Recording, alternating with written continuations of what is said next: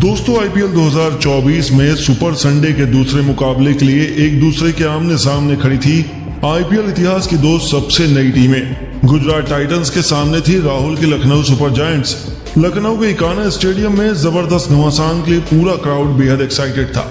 इस मैच में जब सिक्का उछाला गया तो टॉस के बॉस भी लखनऊ के कप्तान केएल राहुल बने और उन्होंने टॉस जीतकर परिस्थितियों को मद्देनजर रखते हुए पहले बल्लेबाजी करने का फैसला किया और फिर जो हुआ उसे लखनऊ का कोई भी क्रिकेट प्रेमी कभी नहीं भूल पाएगा। अपनी टीम के लिए रनों की बरसात करने के इरादे से क्विंटन डी कॉक के साथ कप्तान केएल राहुल की तूफानी जोड़ी मैदान में उतरी थी, जिनके कंधों पर अपनी टीम को बेहतरीन शुरुआत दिलाने की इम्पोर्टेंट जिम्मेदारी थी। डी कॉक ने आते ही अपनी टीम की तूफानी शुरुआत छक्के से भी कर दी। लेकिन दोस्तों दूसरी तरफ उमेश एक्सप्रेस के नाम से मशहूर उमेश यादव ने लखनऊ को अकेले समेट कर रख दिया। उन्होंने पहले ओवर में क्विंटन डी कॉक को पवेलियन का रास्ता दिखाकर लखनऊ को 440 वोल्ट का झटका दिया, जहां डी कॉक केवल 6 रन बनाकर पवेलियन लौट गए। उमेश ने अपना बदला भी ले लिया। नंबर 3 के पायदान पर बल्लेबाजी करने के लिए मैदान पर देवदत्त पडिक्कल को उतारा गया। लेकिन दोस्तों उमेश यादव तो आज इतिहास लिखने के इरादे से आए थे।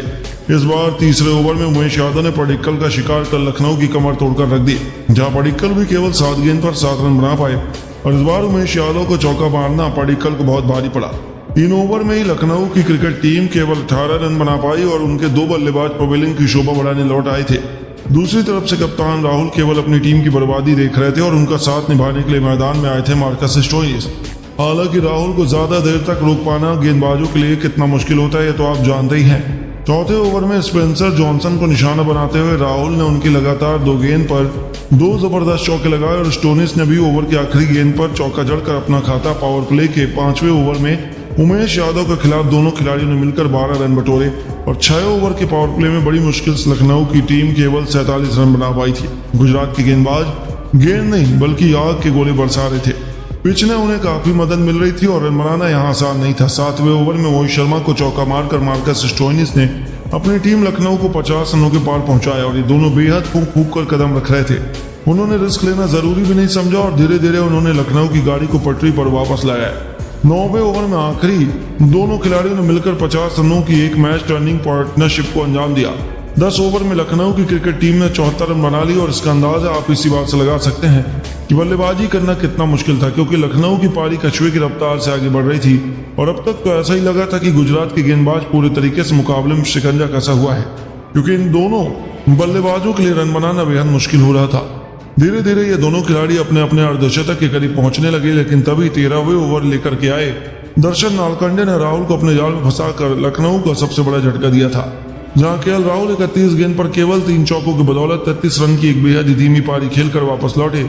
उनके आउट होने के बाद मैदान में मोर्चा संभालने के लिए वेस्टइंडीज की सनसनी निकोलस पूरन को भेजा गया। 14 ओवर में लखनऊ ने 98 रन बना लिए और अब समय आ चुका था रनों की रफ्तार में इजाफा करने का। मार्कस स्टोइनिस को भी यह बखूबी मालूम था। तभी तो 15वें ओवर में उन्होंने दर्शन नालकंडे के खिलाफ एक के बाद एक स्टेडियम पार 2 जबरदस्त छक्के लगाए और इसी के साथ स्टोइनिस ने अपना अर्धशतक केवल 38 गेंद में पूरा किया और अपनी टीम को मजबूत स्थिति में पहुंचाया। हालांकि अगली गेंद पर स्टोइनिस गलती कर बैठे और उनका आसान सा कैच फील्डर ने लपक कर इस सेट बल्लेबाज को पवेलियन की शोभा बढ़ाने भेज दिया था। 15 ओवर में लखनऊ की क्रिकेट टीम 114 रन बना पाई और मुकाबले के आखिरी 5 ओवर बचे थे। लखनऊ को सम्मानजनक स्कोर तक पहुंचाने की जिम्मेदारी आयुष बदौनी के साथ निकोलस पूरन के कंधों पर थी। 18वें ओवर में इन दोनों खिलाड़ियों को बल्ला कर जा मोहित शर्मा के खिलाफ पहले पूरन ने गगनचुंबी छक्का लगाया तो आयुष बडोनी ने एक के बाद एक 2 जबरदस्त चौका लगाकर अपनी टीम को तेजी से आगे बढ़ाना शुरू किया। हालांकि अगले ही ओवर में राशिद खान की पहली गेंद पर आयुष बडोनी भी अपना विकेट फेंक कर चले गए, लेकिन जाने से पहले 11 गेंद पर 20 रन बना गए थे। हालांकि बडोनी के विकेट का बदला पूरन ने अगले ही गेंद पर छक्का लगाकर निकाल लिया। तो पारी के आखिरी ओवर में स्पेंसर जॉनसन के खिलाफ भी पूरन ने जबरदस्त छक्का लगाया और अपनी टीम को 20 ओवर में 163 रनों की फाइटिंग टोटल तक पहुंचा दिया, जहां खतरनाक बल्लेबाजी करते हुए निकोलस पूरन ने केवल 22 गेंद पर 3 बेहतरीन छक्कों की बदौलत 32 रन बनाए। दूसरी तरफ गुजरात के लिए दर्शन नालकंडे उमेश यादव ने 2-2 सफलताएं हासिल की और राशिद खान को एक विकेट मिला। अब गुजरात के सामने उतना बड़ा लक्ष्य नहीं था, लेकिन लखनऊ के गेंदबाजी क्रम के सामने उनके लिए इनका पीछा करना इतना आसान भी नहीं होने वाला था। गुजरात की तरफ से अपनी टीम की जबरदस्त शुरुआत दिलाने के इरादे से नए नवेले कप्तान शुभमन गिल के साथ साई सुदर्शन की खतरनाक जोड़ी मैदान में उतरी थी। दूसरी तरफ लखनऊ के गेंदबाज इस लक्ष्य को डिफेंड करने के लिए बेकरार नजर आ रहे थे। साई सुदर्शन ने दूसरे ओवर में नवीन उल हक के खिलाफ एक के बाद एक 2 जबरदस्त चौके जड़कर अपनी टीम को 2 ओवर में 18 रनों तक पहुंचाया और जबरदस्त शुरुआत भी दिला दी। हालांकि उनके लिए भी रन बनाना उतना आसान नहीं था और दूसरी तरफ से एम सिद्धार्थ जबरदस्त गेंदबाजी का नजारा दिखा रहे थे। तीन ओवर में गुजरात मुश्किल से केवल 22 रन बना पाई, लेकिन चौथे ओवर में उनके शब्द का बांध टूट गया। रफ्तार के सौदागर मयंक यादव का स्वागत साई सुदर्शन ने एक जबरदस्त चौके से किया। चौथी गेंद पर भी सुदर्शन ने थप्पड़ की तरह मयंक को मारा और जाते जाते बहती गंगा में हाथ धोते हुए गिल ने ओवर की आखिरी गेंद को बाउंड्री में दर्शन कराकर न केवल इस ओवर में 13 रन बटोरे, बल्कि 4 ओवर में अपनी टीम को 35 रनों तक पहुंचा दिया। उन्होंने अपनी टीम को एक धाकड़ शुरुआत दिलाई, जिससे लखनऊ की मुश्किलें बढ़ चुकी थी और यहां तक की तहत तो तब हो गई जब मैच के आखिरी ओवर में एम सिद्धार्थ ने एक के बाद एक 3 बॉल फेंकी। इसके कारण बल्लेबाज चौका या छक्का तो नहीं मार पाए, लेकिन एक्स्ट्रा के चलते गुजरात को 12 रन मिल गए और 5 ओवर में गुजरात ने 47 रन बना लिए। गुजरात की पारी तूफानी रफ्तार से आगे बढ़ रही थी और ऐसा लगा कि वह आसानी से मैच जीत पाएंगे। पावर लेकर आखिरी ओवर में यश ठाकुर को चौका लगाकर गिल ने अपनी टीम को 50 रनों के पार पहुंचा दिया, लेकिन दोस्तों तभी मुकाबला एक बार फिर पलटा। पावर प्ले की आखिरी गेंद पर यश ठाकुर ने शुभमन गिल को क्लीन बोल्ड कर न केवल गुजरात को 440 वोल्ट का झटका दिया, बल्कि अपनी टीम को वापसी भी करा दी।